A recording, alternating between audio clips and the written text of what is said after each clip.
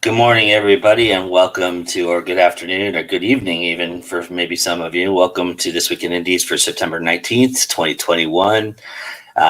We've got a great show. We're going to be piggybacking on what we started with the week with on genres, or 21 Grams, talking about genres today, and maybe a couple other things. But I wanted to start the day by talking about a friend of mine who passed away earlier this week, in Mr. Eric Christopher Myers. And I asked Miss Nikki Nelson to join me for this. And, Eric was a polarizing figure, but he was an honest guy. He was an incredible artist. For those who have never seen Roulette or Butterfly Kisses, and I especially want to point out Roulette, because everybody always talks about Butterfly Kisses, because Butterfly Kisses is chef's kiss. It's a beautiful, beautiful film. It's really well done. Probably one of the best low indies I've ever seen, and it's really high. It's really up there in terms of quality. Takes the found footage genre to a new level. It really absolutely really does. It is wonderful. And changes kind of horror in a lot of aspects as well. But I want to point out Roulette too, because I think Roulette is one of those you could see a lot. I mean, there's some fallible things in it, and it's a first time filmmaker kind of movie, and it's an indie film movie, an indie filmmaker trying to find his footing in many respects as well. But you could see a lot of what made Eric so special as a filmmaker in that film, and his mind, the way it worked, and the 3-act structure aspect of how he dominated that. And he was such a cheerleader for that. And he probably killed me for saying cheerleader, but he's such a cheerleader for that. And yes, he had opinions, and yes, he was very vocal, and sometimes he rubbed even me the wrong way, and we've had our moments. But all that being said, I'd rather the way that he came about things every day of the week, because he was so honest, he was so earnest. You knew where he stood, even if you didn't like it. You knew where he stood. He was authentic. He was authentic. Thank you. That's a perfect word. Yes, he was definitely authentic. And he was just he was a troubled soul, but he put that into his art, and it made it work. I mean, it just was so amazing, the things he was able to do on a screen, and and even talking about it, he's very good at conveying how he did what he did, and we did a watch along of Butterfly Kisses, and it was amazing to have the cast and crew there with him and talk about the film in its inception and how it came about and everything. And you could see him light up. He was so excited to talk about that and have people just talk about the film. He did a great Plotaholics episode with my friends over there at the Plotaholics. Go check that out if you can, because that's a really, really great hour and a half of them talking about dissecting the film as well. It's just amazing. And, he's going to be missed. I really am going to miss him, because, there's nobody like him. And, I don't want to get into too many details and things like that, because that's not what this is about. This is really celebrating a man and his art. And I just really feel like he separated himself in that respect. And I think he was on his way to being great, and so it's really sad. Yeah, he had such passion. You knew him a lot longer than I did. I only met him a couple of times on this podcast show, and we would sometimes text messenger, but it was always just his passion. You could not see the flames that would just come into his eyes when he would start talking about comics or movies or stories. He had such a love for story, a passion for story. Mhm. And that was the most wonderful thing about him, was that he would just this weird aura would come around him, and he would just come to life, and you could not get sucked into. And yes, oh yeah, he had opinions. He was never boring, okay? Never boring. And that's something I always appreciate in a human being. Never boring. For sure. And just to tell everybody a quick little story, how we bonded and met. Obviously, he knew I had Go Indie Now, and he wanted to be a part of that. But he also, we didn't talk about him being on the show. What we talked about was Spider-Man 2 and our love for that film. And when we bonded like that, and then we started talking about Star Wars, and then we got into Lord of the Rings, which we hold different opinions on. And so the two of us clashed heads almost like in the first conversation we've ever had. And so, and we continued that ruse throughout the entirety of our relationship. There's several times I've cut out of appearances that he's made on shows that I've edited, where he and I had we took off and started arguing about Lord of the Rings. Going down a rabbit hole. I got you. And I had to edit all that out. And you never knew. You had him on a show. You could have an idea, an outline, but trust me, you're going down a rabbit hole with this guy. He's going to find a way to pull something. But it was always great fun. You, again, never boring. And you were never ever like, ugh, are we done yet? Because he was just so fascinating. It really, but yeah, he had anyway, yeah, he had a lot of talent. He was brilliant. He had a great future ahead of himself, and then it just got cut short. So what are you gonna do? Yeah, so with sad heart, we say goodbye to my friend, and I really hope that he found the peace that he deserves, and I've been praying for him. He found the peace. You hate that too. You hate the fact that you're praying for him, but I do. I'm sorry. I just hope he finds whatever it is he's looking for. Yeah, and he would be upset that you were praying for him too. I know he would. Which is so ironic. Suck it up. Suck it up. I'm gonna be lighting my candles and doing my bits. So nice. I think it helps. It helps me. Anyways, absolutely. For him. So which he would enjoy. Well, so everybody, I just want to take this last 10 seconds here in a moment of silence for my friend, our friend, filmmaker extraordinaire, and just one of those guys that you'll never meet in your lifetime again. He's just one of a kind, and he was, as Nikki said so eloquently, he's authentic. Goodbye, my friend. Rest in power, Mr. Eric Christopher Myers. We'll miss you.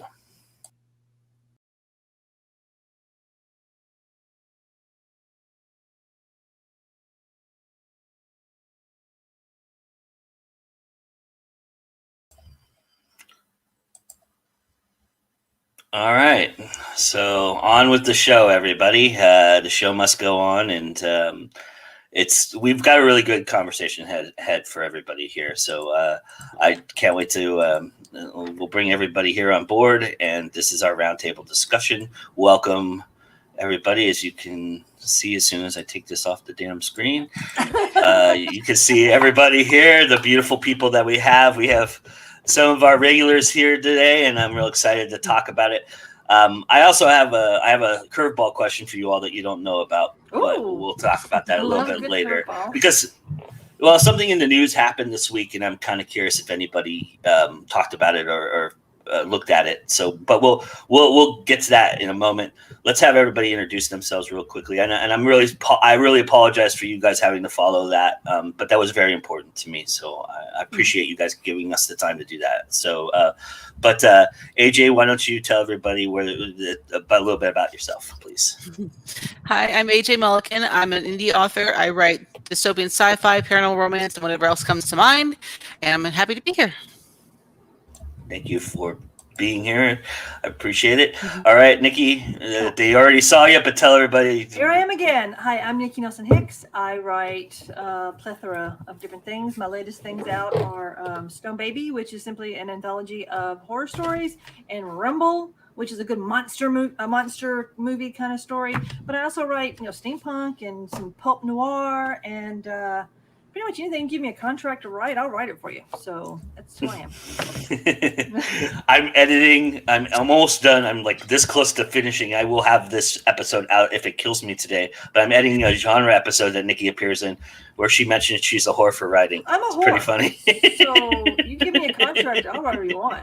That's awesome.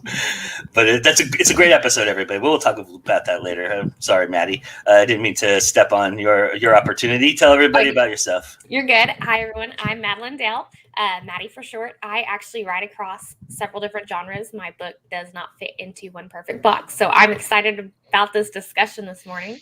You can find me on all social media, and I'm excited for this opportunity today. Awesome. Thank you for being here. We appreciate it. All right, Ron, tell everybody about yourself, sir. Good morning.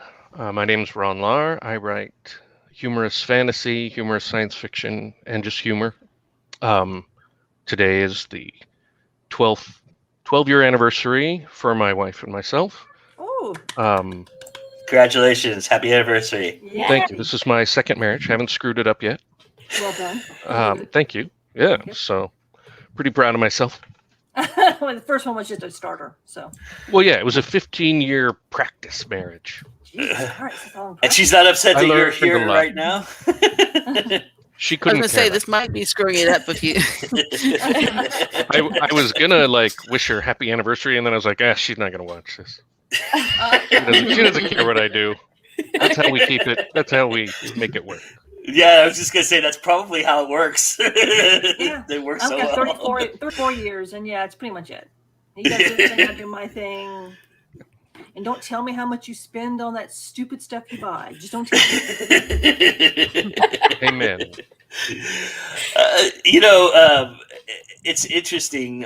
So I sent everybody an article that I found earlier this week about the 7 mistakes or 10 mistakes. I don't remember, 7 or 10, about genres and what people mislabel genres constantly. And we were having this conversation on Monday, AJ, and talking about genres and how you decided your genres. But I'm curious. What did everybody think? Is there some things in there that you see that you've done before? Is it just kind of common sense? Where's your thoughts on it? And I mean, there's so many goddamn subgenres, right? So many. It's just ridiculous. But I'm just curious, when you're where in the process do you guys think about genre and obviously what you thought about the article itself as well. So. Well, I think about the genre right from when I start. Basically, when I'm writing it, at least now I do. With my first book, I didn't think anything on genre. I just wanted to write a story. But I kind of try to think about what I'm aiming for and kind of stick with that. It doesn't always work, obviously, but I try to kind of say, okay, I'm going to write this kind of book now, and it's going to fit with these things. It doesn't always work that way. As the article says, sometimes in editing things change, or sometimes when you're writing it, it goes off rails, and you don't have any control. And so it just depends on how it ends up. But I try to make it end up where I want it to go. Yeah. Well, for me, also just with contracts, if you contract me, okay, publishing house I used to work for primarily just dealt with pulp stuff. They're constantly, or there still are, resurrecting characters in the 30s and 40s and giving them a new life. And so that's where I wrote my first Gistian Hedgie stuff for them, which is just pulp. But I like horror. So I kind of created my own little genre of voodoo noir. And I just kind of rolled with it. I didn't really start with the idea of what kind of genre. I knew I had to be pulpy because I knew that it was going for a pulp house. Then you like Sherlock Holmes stuff. That's just Sherlock Holmes. It's a whole different genre. But for me, when I start a story, I kind of start with an idea of what genre I want to go for. But quite frankly, especially when you publish through Amazon, you can put in several different genres. Like Jake can be put in to noir and paranormal and detective. So it helps a lot too. But as for like whenever I'm helping a younger person who's just started into this crazy, stupid business, I'll tell them not to worry too much about it. Not to worry about genre, write the story, get the story out, and then worry about genre, because that's just a marketing tool. It's all that is where they can possibly stick your book on the shelf. Don't worry about that. Worry about that later. First, just get the freaking story out. So I try not to get too constipated about being in a genre, but I do know it's important. It is important. But at the same time, don't let it constipate you in getting the story out. That's it for me. You can go on someone else now. I guess I'm going to follow up on that. I kind of like the same premise with what you suggested. I started with a general idea, and then I'm really glad that we can add all the subgenres in there, because my books, everything I've written so far, it can span multiple genres, from romance, fantasy, paranormal, to like a little bit of suspense and like just all kinds of stuff. So yeah, when I start writing, I just have a general idea, like, okay, I want it to have romance in it, but whether it falls into paranormal or fantasy is like this more main genre. It kind of just depends on where the characters take me. Exactly. Also, it helps you find a really broader stroke in finding readers if you have all the different things. However, if you're doing romance, some romance people don't want a big crime, or they don't want supernatural stuff. I once pitched a story to an editor, and I thought it was kind of romancy, and because everyone dies in the end, she was like, no, you can't have everyone die. I said, well, you can't, dude, it's romance. People have to have a happy ending. You can't have everybody die. I was like, well, that sucks. Oh, I guess I'm going to put this over into something else. I haven't written it yet. It's one of my stories on the stovetop somewhere. But I was amazed by that. I didn't realize how strict. See, it's not a meeting until a cat butt is in the. Right. And his tail is always like. Not a show to the cat butt in the frame. Anyway, yeah. So I didn't realize how stringent some of these genres are, especially when you deal with the big, like romance, science fiction, horror. When the ones who have like the big chokehold on the idea, they have really, especially romance, really strong hold about what they want, or literature, that kind of stuff. Really strong hold what they want. A lot of genre stuff, like horror, especially, you can go all kinds of places with it. What do you think, Ron? I don't pay any attention to it at all. He's a smart man.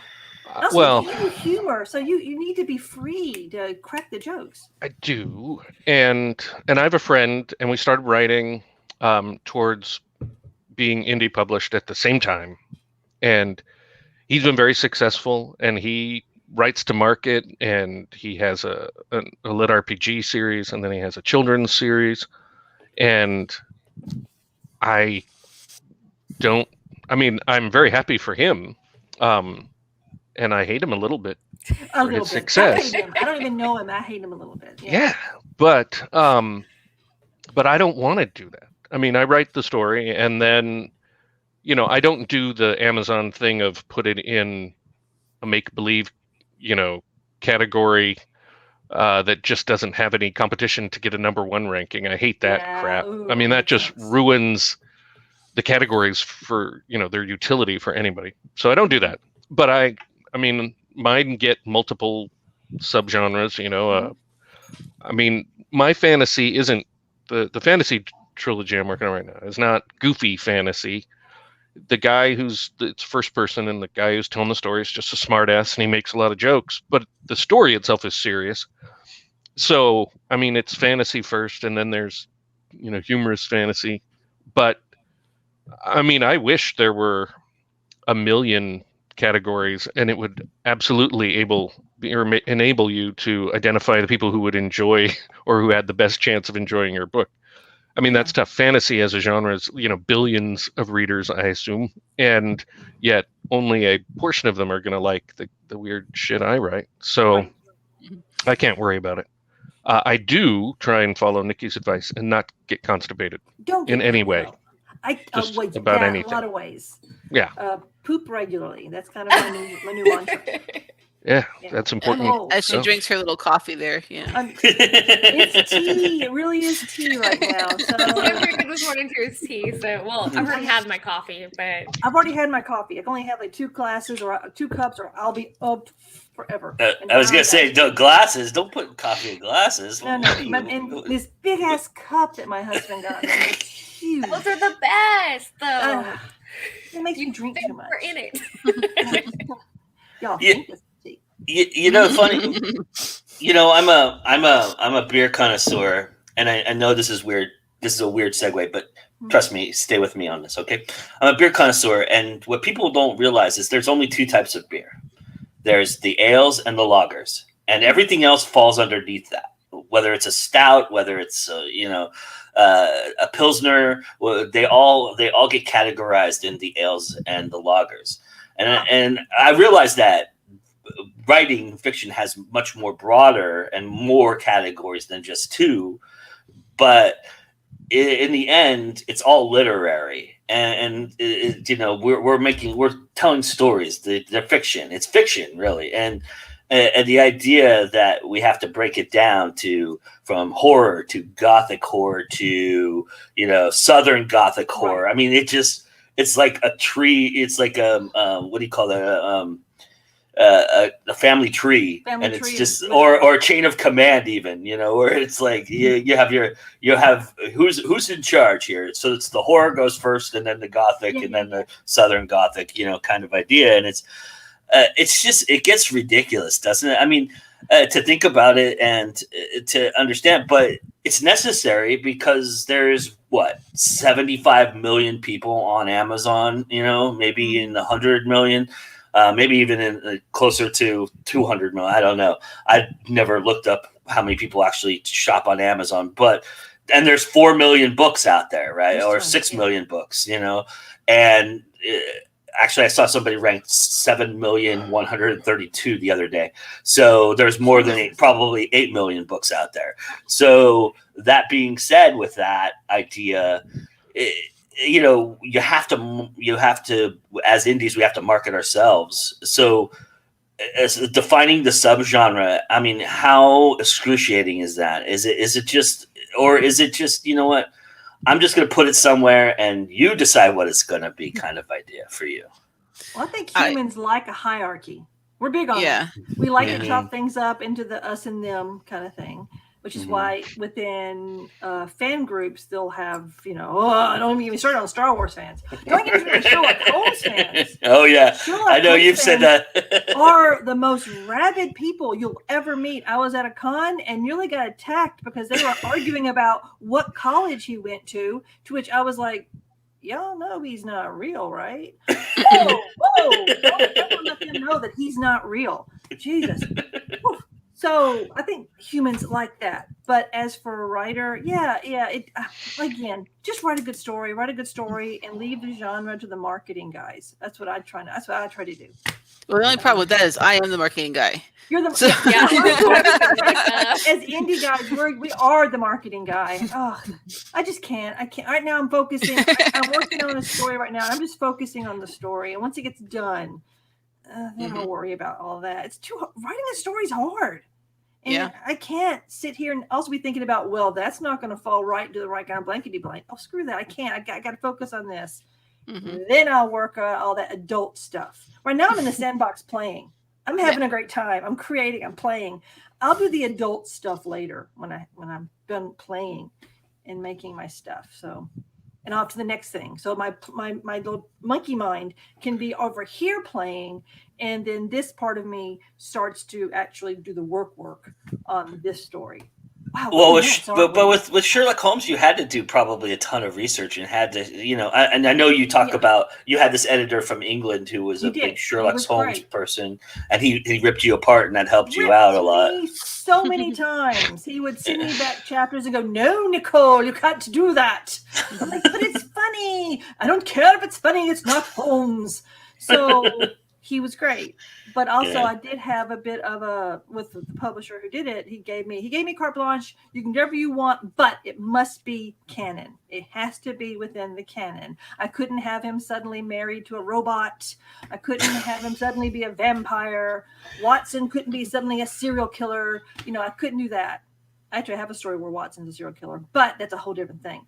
So that's all that. But no. I did have some, because I don't know about you guys, but I do need some kind of something, or I'll just be all over the place. My ADD will kick in and nothing will get done. So, yeah. But yeah, Sherlock Holmes. I forgot what we're talking about. It's all right.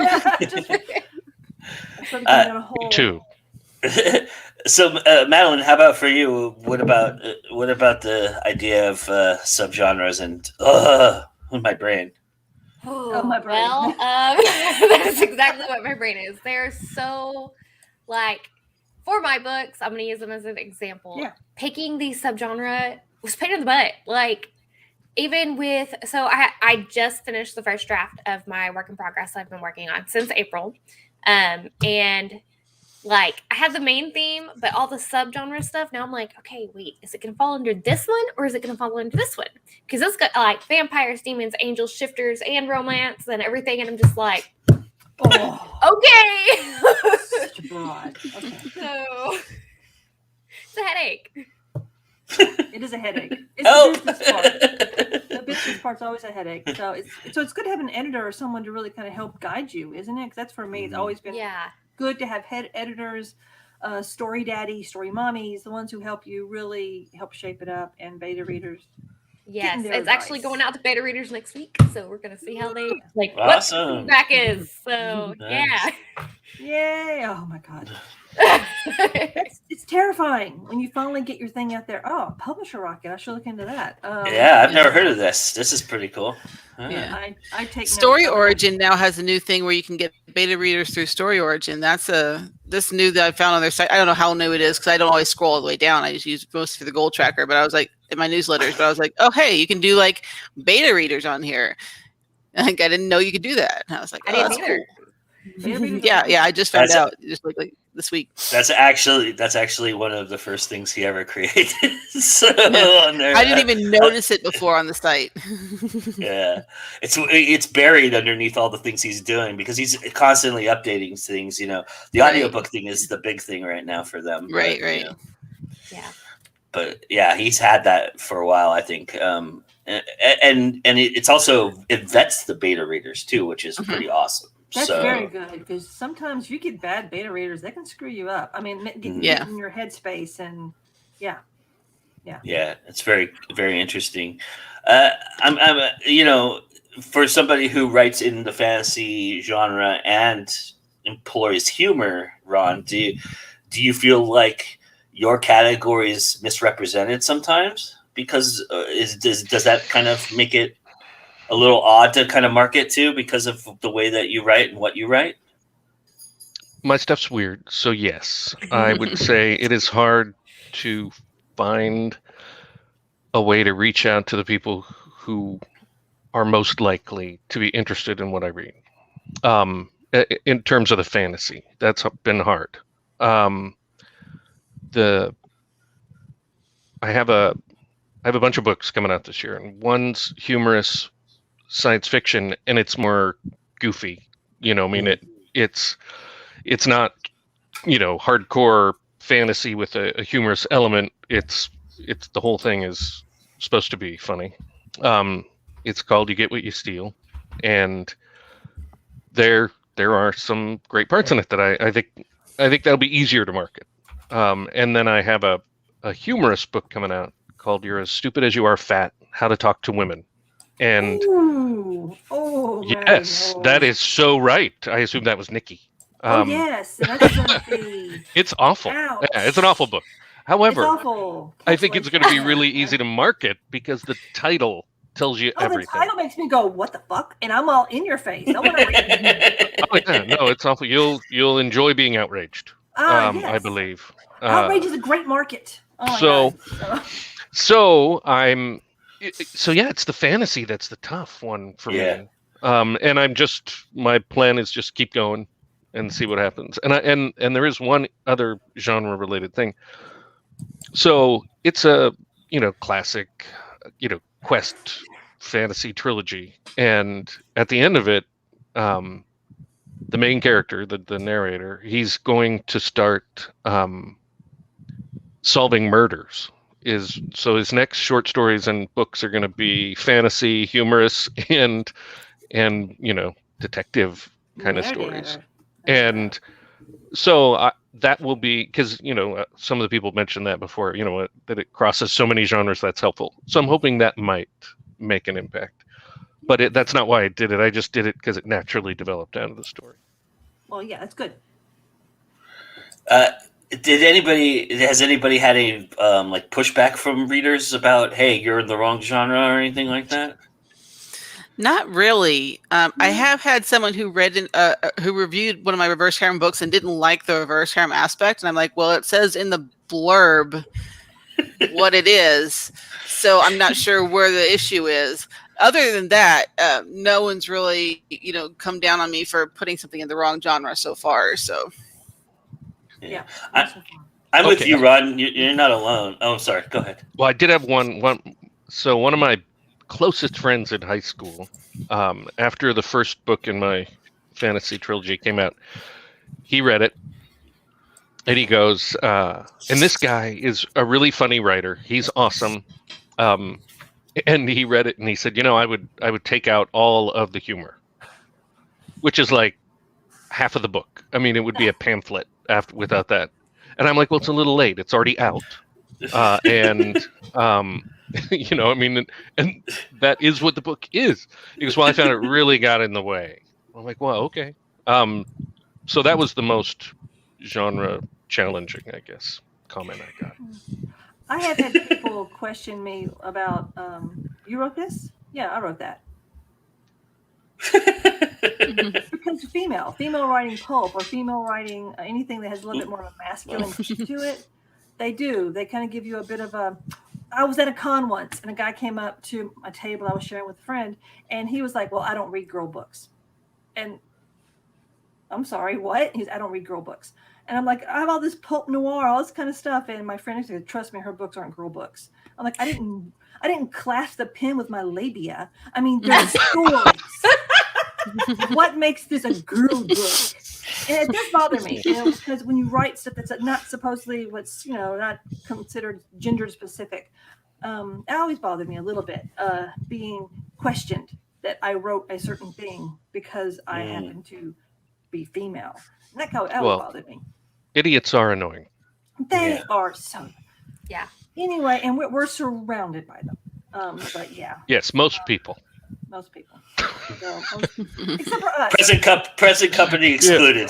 Yeah, no, this is really behind the back talk. Even if I think you guys are idiots, that's going to be off camera talking. Oh my God, I'm with you though, Ron, because I'm currently writing a fantasy series, and I had like the first questions that I had from people that I gave the concept to was, okay, is this epic? Is this dark? I'm like, it's fantasy. I don't know yet. I haven't written it. I'm just giving you a concept, and it kind of determined that it was epic, but it was like. It's like, okay, I mean, I'm reading different fantasy books now because I'm doing a lot more reading and for my blog and doing reviews and things like that. And it's interesting, the variances and the little nuances that make it epic, that make it dark, that make it, whatever, and fantasy has so many of them. And I just like there's even like on Amazon, there's a dragon fantasy. Well, isn't dragons in fantasy just fantasy? I mean, it's kind of odd. Fantasy is an interesting genre. There's so much of it that is exactly the same. Yeah. Yeah. And 20 books, 50K. They do these anthologies, by genre. And so I submitted something to the fantasy one, and I thought, well, I've got a great chance because my stuff is so different. And normally so much, I read a lot of fantasy, and a lot of it is like, have I read this before? Or is this, it's so similar. And they were like, it's too different.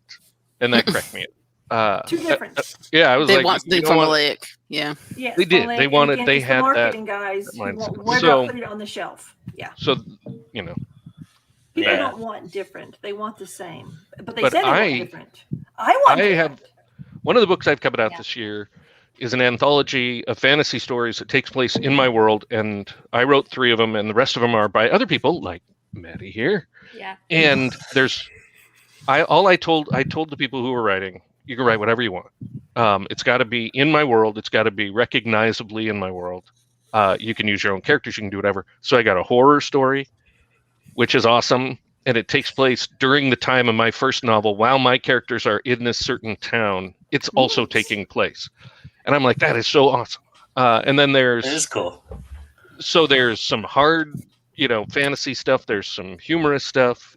It really runs the gamut. And I'll be really curious how that does, because if readers only like a particular type of fantasy, they're going to be turned off by the other stuff. Or will they find it as interesting as I do? I mean, obviously, nobody's invested in the world as I am, but I find it, fascinating. Me too. So, I owe AJ an apology. I didn't mean to. The chat is calling me out, and they're making sure that I understand that the reader is new on Story Origin. But I would not be surprised if it had been there a while and I'd miss it until like this week. But I'm glad to know that I'm not completely crazy yet. No, you're not. That's sorry. I apologize if I made you feel like that. But so in my mind, the release of it is new, and him putting it out there is new. But he's always had it in the burner, I think, because I did a Crossroads episode with him and CL Cannon, and they talked a lot about that particular aspect of the Story Origins app and what it was doing. And then and I believe in our first interview with him, he also talked about it. So he's had it. If he didn't put it out there, he's had it in his mind from the very beginning. So we believe you, Joe. Well, I'm not defending myself. I just want to apologize to AJ for making her feel bad. That's what that was. Right. That was. It's all right. You don't not feel bad. It came across as a genre very close to defending yourself. It was a subgenre of that, like that's what it seemed like total bullshit, the total bullshit genre. The backtracking subgenre of defending. Oh, nice. If I did it. Before we head off to the Indie Connection here in a minute, I was curious too, if you guys ever accidentally have stepped into a genre when you're writing, like you start writing a story and then you realize, oh, this could fit under this category. Has that happened to you before? Is crap a genre? Yeah. It's so much crap. Well, obviously I just proved that. So yes. Then yes, I stumble into that genre all the time. I would say yes, I have, because my books, like my fantasy romance series, the Face Shifters, it ended up stepping more into like the suspense kind of stuff. I totally did not plan for that. But as I got into like book 2 and 3, that's where it kind of started leading. And I'm like, okay, let's just tack that onto the list of subgenres under fantasy. Okay. So I have a question for you then about that, Maddie. If the first book doesn't have that component, and then the next 2 do, how would you attract people who like that part of it through the first book? Because they'd read the first book and they're like, well, there's no suspense in this, or very little. That was a great question. I actually thank you. We can end the show. Right? I did a 5-day Amazon ad challenge, and they talked about how you can categorize your books into more than just like the 2 when you first upload it. And they showed me how to go in and do that. And I put it in those categories, and a few people have found it in the suspense stuff. So, I mean, I'm still kind of like learning, but that's how it's found it so far. Gotcha. Cool. That's interesting. How about for Nikki and AJ? Have you guys backed into? I kind of with my first book, I started writing a serial killer kind of thriller thing, and then it turned into supernatural thriller because I went a completely different direction with the serial killer than I originally was going to go. So that kind of happened. It didn't just shift subgenres a little bit. It like jumped to another genre and then turned the main genre into a subgenre.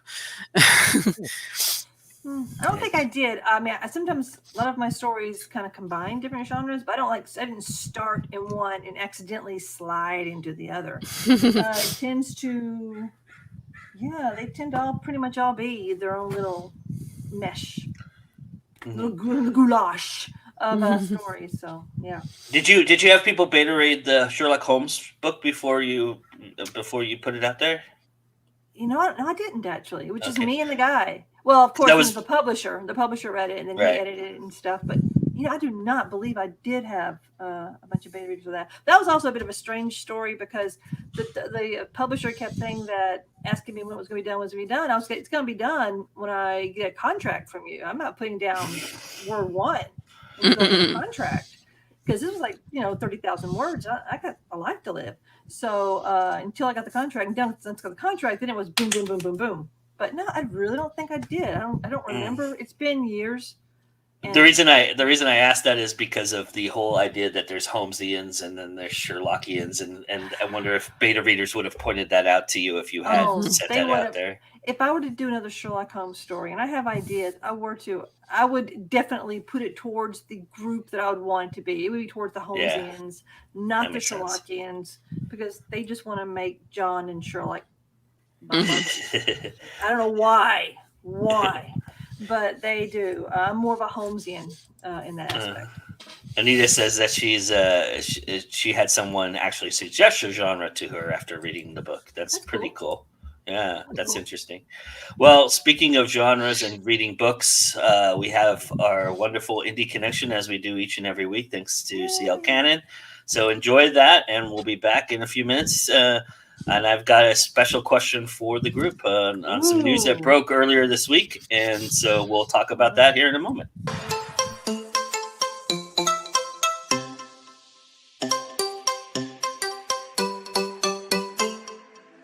Hey guys, CL Cannon here from Fiction Atlas Press, bring you another Indie Connection. Today I'm going to be telling you about some indie books that you might enjoy if you're a fan of These Hollow Vows by Lexi Ryan. The first book I have for you is called Ruled by Blood by May Sage. Once upon a time, there was a princess with no notion of right and wrong, and a queen 1,000 times more twisted. In the realm of Tenbris, home to the unseelie folk, curses are served for breakfast with a side of betrayal. Valari was born a threat to Queen Morgana. She survived her wrath because she never stepped out of line. Until one night, one man, one war. Now that she's unchained, Valari is consumed by a desire to drain the lives of all those around her, and yet her decisions shape the fate of the entire realm of the Fae. Sometimes the world needs a hero. In a land of shadows, it might just need a monster. The second book I have for you is called The Dragon Princess by Lachelle Slater. A curse upon her head I place, that all will see her truest face.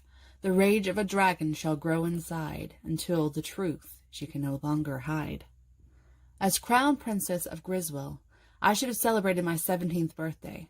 Instead, my mother arranged my marriage to a complete stranger from the northern kingdoms, and the last of the Fae, who vowed to break my dragon's curse, was found dead. But a mysterious letter with a new potential cure might just be the answer I'm looking for. Although I have no experience outside the castle walls, I set out on my own adventure to take control of my destiny, even if it means acting against my controlling mother and facing the mighty sorceress myself. I never expected to find a sleeping Fae who could be the answer to everything. The third book I have for you is called Entranced, Prince of the Doomed City by Sylvia Mercedes. Never anger the Fae. Never trust the Fae. Never love the Fae. Clara is an obligate, a human servant at the court of Dawn. She doesn't know why.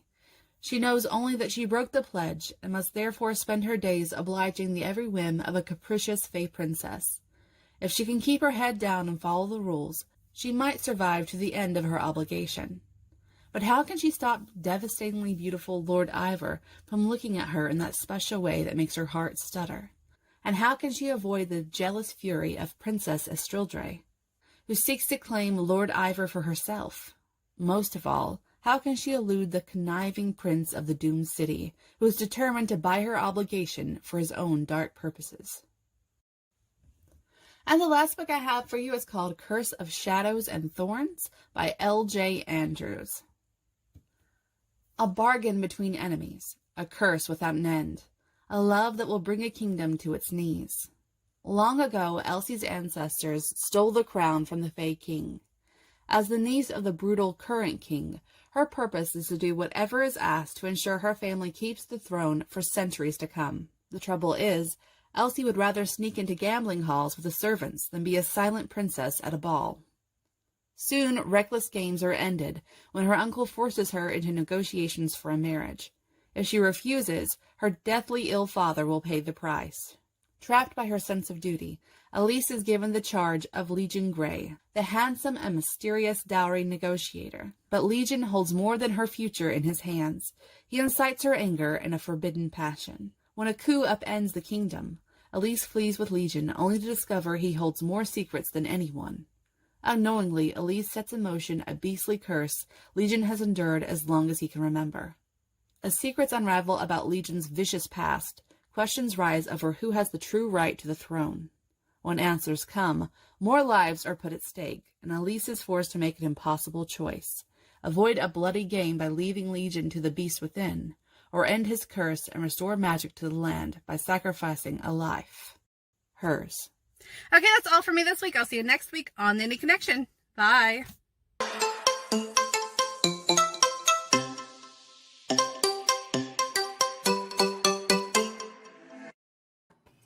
And as always, go check out those books. I'll have the link right up after the show.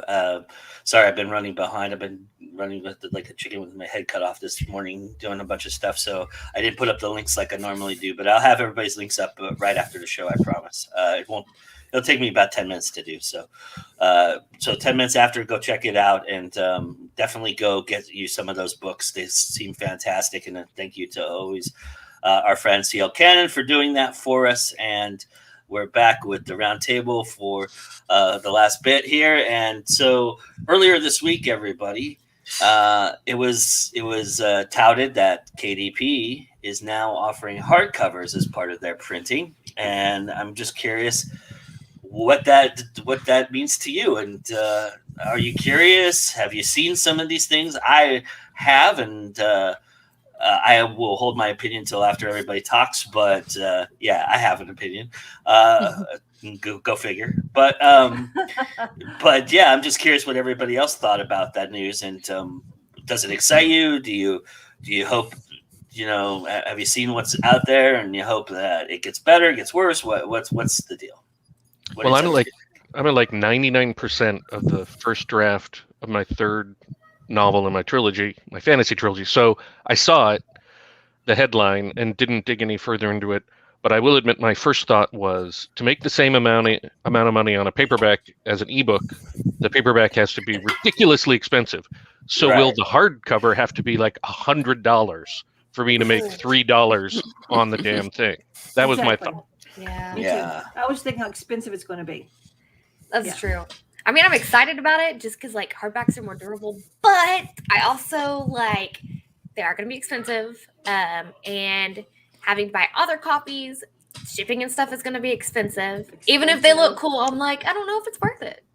Well, not I'm enough- already like, why is anybody buying a paperback version of my book? It's so Yeah, not enough sorry. people buy the paperbacks of mine to make it worth to try even look into the hardback. I only noticed it just this morning because I'm slow and oblivious. But I was like, oh look, it's in beta now, and I talked to some people and they're like, yeah, it's been there. I'm like, oh, so I just saw it this morning.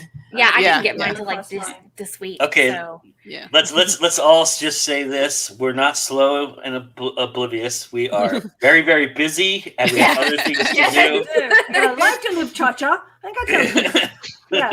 So to tell us, have you seen them, or is the quality? Yeah, so I've heard a couple people have already ordered them, and from the proofing, you're gonna really need a super, super high quality image, which obviously a lot of computers, that's gonna break your hard drive because you're gonna need some gigs to create a picture that is actually going to spread across the hardcover enough. Because what people don't realize about the hardcover, it's got that seam in it too, Yeah. so it's gotta have have like a little bubble and everything in there. But that's just the printing aspect of it. But what's happening is the resolution that you were able to use for your ebook and even your paperback, and a lot of people adjust the paperback one too because they realized it got darker or whatever. With KDP, especially, it's for some reason got some kind of tinge aspect to it, which is weird. But the hardbacks are fading. They look like there's a fog over them, right? And they don't, and they're not doing it in the traditional sense. We all, well, I'm not going to date anybody else here. I remember what hardbacks used to be in bookstores, and they used to be leaflets that were basically book covers around an actual, book that was printed with like a red or blue or even black matting, and then you put the wrap around it. These are actually imprinted and onto. They are the actual covering. So, with that being said, you're going to lose resolution with those kind of things because they're going to go through a manufactured process, a printing press. And I know a lot about printing presses. My father ran one for about 45 years, and I worked in his shop a couple summers. So I know a little bit about how they create these things and these platings and how they do it. Now it's all digital, but still with the digital aspect, you're going to lose resolution. So you're going to have to create, and you're also going to have to expand the cover too, because it's a bigger size than your normal paperback. Your paperbacks are 6x9 typically, or, even if you do the smaller version paperback. So these guys are almost, full length size. And so you're going to have to expand that out too. And you're also going to have a bleed that goes from the front to the back. So all of that, it's really technical, but you're going to have to learn some technicalities in order to get something that's going to be looking good, because I've seen one already, and I could already tell that person just uploaded the picture from their ebook onto that and put it on there. And it looks like a giant fog is over top of it. Like you can't see any of the fonting because the fonting's kind of white. So it's really, it's not great in that respect. And of course, the first thing that person did when they posted it on Facebook was, "Damn, KDP sucks." Well, you have to take a little responsibility. Yeah. Yeah. I mean, it could be to your advantage. Anita says you could do a 5x8.5, a 5.5 by 8.5 cover book. That's kind of a weird. That's like a little pocket book, but that's kind of interesting. I've never seen those before. Well, I've seen them, but like they're like little diaries or journals that they do those with. But that's So I think if you're going to bash something, I hope it's because you did everything right and they did something wrong. Wrong, yes. What I'm seeing out there right now, and I'm the last person to defend the Zahn and but if it's a printing thing, it's a technical thing. Any printing, Ingram Spark, anywhere you go that is already doing hardbacks, they have technical aspects you have to follow in order to get it printed. And so, then they won't print it if you don't follow those aspects. So KDP is a little looser with that, it seems like maybe, but I think that you have to take some responsibility for it looking like crap if you're not going to put in the effort. You can't just. I think people think that with Amazon you can just upload it and Amazon will take care of it magically and it'll be okay. Amazon does not care. Okay, nope. Amazon uses what it's got, and if it's crap, they put on the crap. They don't give. No. Yeah, it's interesting. Yeah. And part of the reason why KDP got into this business, Ron, is the interesting idea that they can name the price again. It's like the audiobook thing, but they are actually being very modest. The one I saw was 1995 or something like that. So, which is a typical hardback if you ever went to a bookstore. I know people don't go to stores anymore, but if you go to a bookstore, a typical hardback's about $19.99. Yeah. I live in a small town. There is no bookstore. Yeah, the author doesn't. Yeah, the author gets what, like 30%, I think, or something like that. So I will say I almost fell out the one time I went to buy a friend of mine's book, and it was in hardcover, and I go to buy it, and it was like $30. Mm. When was the last time I spent $30 for a book? Yeah, Is this a there's magic those book? out there. Yeah. Yeah. So, but you're too late. I mean, you're there with the person, so you have to. I mean, you buy it, but damn. I always disliked hardback books because of the leaflet thing, and they would always fall off, and then they would get all teared. And Yes. so I was like, I would take the damn thing off and Yes. just read it. Take it off, Oh, read it, put it back on when you're done. Yeah, Yeah. but I used it as but a bookmark until it got too thick. It depends how thick the book was. Mm. Yeah. That's- yeah. It's pretty cute and but great. also the aspect of a paperback, and I know this is criminal. Don't Are you- shoot me, but you can bend it, you can fold it, you can put Oh. You're a it's- monster. You're a monster. But that's the benefit of a paperback. With a hardback, you kind of just like, oh, okay. I will Plus, say it's heavy. It's heavier. A hard background is heavy and it's a pain in the butt. And I mean, I love my Kindle, although sometimes your Kindle will die on you in the middle of a story. There you go. Yeah, and they have a hardcover template to use, and I'm sure that has parameters in which they're telling you how to do it. I hope so.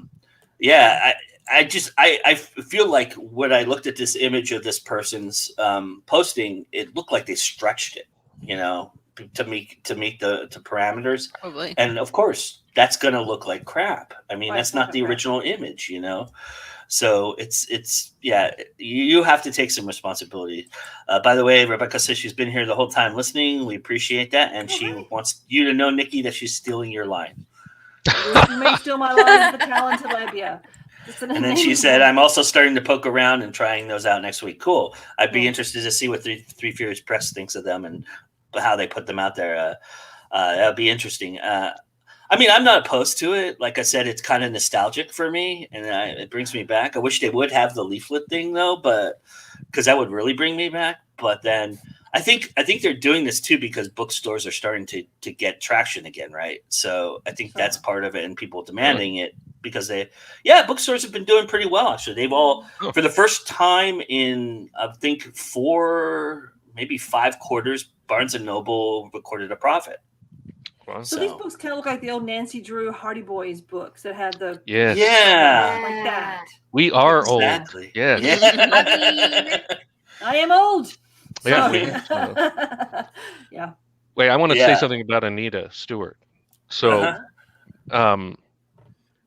she interviewed me, and one of my most favorite moments of being interviewed happened when I was describing to her the story, what the genesis was for the overarching theme of the trilogy, and she went, "Oh, well, that sounds interesting," as if she was shocked that could be the case. Like, "Oh, that actually sounds interesting." Or anyway, I very much enjoyed it. She let her honest feelings through during the interview. That's awesome. Well, yeah. So, I mean, I guess everybody's in wait and see. So, is anybody going to try it though? Are you going to try it, Ron, with your next book? Is that what No. you're thinking? No, but I have a history of waiting until it's too late to try something new to make it be of the ultimate benefit for me. But I got enough crap going on. No. Well, is I think anybody that's going what to a con that maybe they would order that for? You think? Probably not. No. All the No, there's a condoms bunch are of people at cons, and I already told you I don't like people. Fair enough. All right. So let's have everybody give their links out and tell everybody what. Since I didn't put them in the description today, shame on me. Ron, why don't you tell everybody where they can find you, sir? Just go to my website, www.cathaldi.com. That's in my name here. It's got links to everything else. I mean, I do a few things, but mostly I recommend signing up for my newsletters because they're hilarious and informative and wonderful. I concur. Like me. They're just. I concur. Oh, really? They're That a sounds. delight. Or should I say, oh, really? That sounds That's interesting. interesting. Yes. All right, Nikki, tell everybody where they can find you. You can find me at my right there. Boop. That's my website. Also, my stuff's all on Amazon, of course. You can find me on all the social medias: Facebook, Twitter, and Instagram. All my stuff is there. So, if you have any questions, just shoot me out something. I'll answer anything. Awesome. All right, AJ, where can they find you? You can find me at ajmulligan.com, at facebook.com/ajmulliganauthor. AJ Mulliken on Twitter, Instagram, TikTok. I mean, I just use my name all the places. If you're not sure where to find me, Linktree, AJ Mulliken. It's got everything, including my books. And you may wonder why I'm here and Maddie's not here. Well, we're doing a new thing this season where I'm giving the last 5 minutes to a panelist, and she will be along with the last 5 minutes, and you'll hear all about her, and whatever she wants to do in those 5 minutes is up to her. So I'm going to give her that. So while we wait in anticipation for that incredible moment, I will tell you, you're at Go Indie Now right now. So thank you so much for being here. You found us. Congratulations. And please, if you wouldn't mind hitting the like button, in fact, smashing the like button right now would be awesome. So smash that like button and really give us a thumbs up and, subscribe if you'd like. Hey, we would love to have you see more stuff. We've got stuff coming out this week, and I'm getting back on track with all my shows and episodes, and it starts today. I promise it will be out today. I've worked on it all night. I'm just like 5 minutes away from finishing it. Well, probably that means I'm probably more like a half hour away from finishing it. But it's our genres episode, our next genres episode, which was the mystery and suspense episode, which Nikki Nelson Hicks was a part of. We also had Mr. John Hartness on with us, Randy McCharles, and we had Lily Lucchese with us, and also we had Julie Heiner with us. So it's a great episode. It's awesome. I've had a hard time getting it down to 30 minutes, and there's some stuff I had to cut out that I didn't want to cut out, which I will post later on. So check if you're not following us on Instagram or TikTok, that's where you're going to find those extra few minutes that I cut out of this episode. So go subscribe to us there at Go Indie Now. It's all Go Indie Now. The only place you can't find Go Indie Now because some bastard won $10,000 for the damn name was on Twitter. And so that's Joe Dream 73. That's where you can follow us on Twitter. With that being said, I also have a huge announcement that I would like to make, and that is Go Indie Now has been invited to cover Multiverse in Atlanta on October 15th and 17th. And I am not going to be alone. I have roped in my news colleague, Miss Katie Solitis. So the both of us will be there to regale you with stories and show you the incredible conference that is to be at Multiverse, which is a great conference. As you can see, there are some highlighted moments from the past couple years. It's an awesome conference, and we'll get a bunch of interviews, and we'll give you a bunch of insight, and we'll even do it This Week in Indies from there, I think, as we wrap it up in the Multiverse. And we're honored to be a part of it. We thank Multiverse for inviting us, and we will be there in spades and enjoying it. So I also will try to rope in fellow Atlantean. I think that's how you say it, or I don't know, whatever. But Mr. JD Estrada, Mr. Bobby Nash, both also been heavy contributors to Go Indie Now. We'll try to get them to come out and join us as well. I know that right now Atlanta's kind of sketchy to leave your house from, but if you don't blink, because we might have a lot of great surprises for you in that respect. So come and check us out all that weekend. We'll be live a lot, and like I said, it'll be me and Katie Solitis doing a lot of the legwork out there. So real excited about that. And again, thank you to Multiverse. All right, that's enough of me yapping. That's enough of all of us yapping, because it's time for the final 5 minutes with the one, the only Madilynn Day. Take it away, Madilynn. It is. Thank you for that awesome introduction. That was actually, I totally was not prepared for that. So this is my Face Shifters series, the first book. Get the lighting right here. There we go. You guys can see this. You can actually find it on Amazon, and it is now up on Google and Apple Books, and also Kobo and Barnes & Noble for ebook version if you guys prefer to buy from there. I write in multiple genres, as we discussed in this today, and you can find my work on www.thechaptergoddess.com. It's got links to all my social media on there as well, because I am all over social media these days. It gets kind of exhausting. But what I'm going to do is I'm going to read a little excerpt from one of my short stories that was published in this anthology. And it is a retelling of Red Riding Hood titled Freedom. So here goes. Once upon a time, a young girl named Akelia lived near the woods. She tended a vegetable garden and helped care for her sickly yet evil grandmother. The grandmother forbade Akelia from leaving because she contained a light like no other. The old woman fed off the girl's light contained in her soul. She did this to maintain her immortality and to power her evil spells, but the darkness within the grandmother's soul continued to push her closer to being consumed by death. Every day, the young girl would drape her beautiful red cape over her shoulders and meander into the forest. Each day it was for a different task. Sometimes it was to collect firewood and sometimes to gather herbs, but always she was looking for a way of escape. It was in the forest many years ago that Akelia met a witch who gave her the red cape. It had a sparkling red hood and felt as soft as silk. It was lined with soft white fur that kept her warm on cold days. The cape, she was told, would protect her from evil.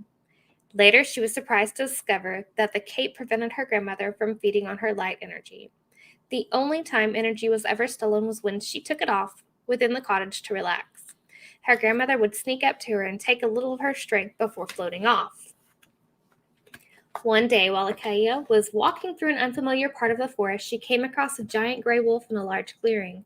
The wolf stared at her with his sparkling silver eyes and then howled. The sound echoed through the trees, and moments later there was a bright flash of light. She quickly covered her face and dropped to her knees, fearing an attack. She was startled when a man's voice spoke to her. "Do not be afraid, my dear. What brings you into my area of the woods?" She peered up at the man, now towering over her, through her dark lashes.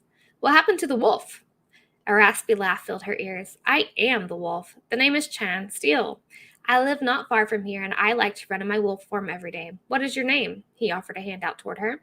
She placed her small hand in his and stood to face him. "My name is Akelia Red." "Well, Miss Akelia, I see you have met my sister. You must be in danger if she gave you that red cloak. What, may I ask, do you need to protect yourself from?" Akelia searched his face to discern if she could trust him. Her heart told her yes, but her mind told her no. Then again, what would it hurt to tell him about her evil grandmother? A sigh escaped her lips. "I wear it to protect my life force from my grandmother. She holds me captive and refuses to let me go anywhere but the forest." "I see. It would be best if I rescued you, then. Come with me. I will take you away from here." Akelia blushed as she looked at him. "I don't even know you, and besides, she placed a spell on me as a child, which binds us together. If I attempt to flee, it will instantly kill me and give her my youth. If it were that easy, I would have done it already." "I see."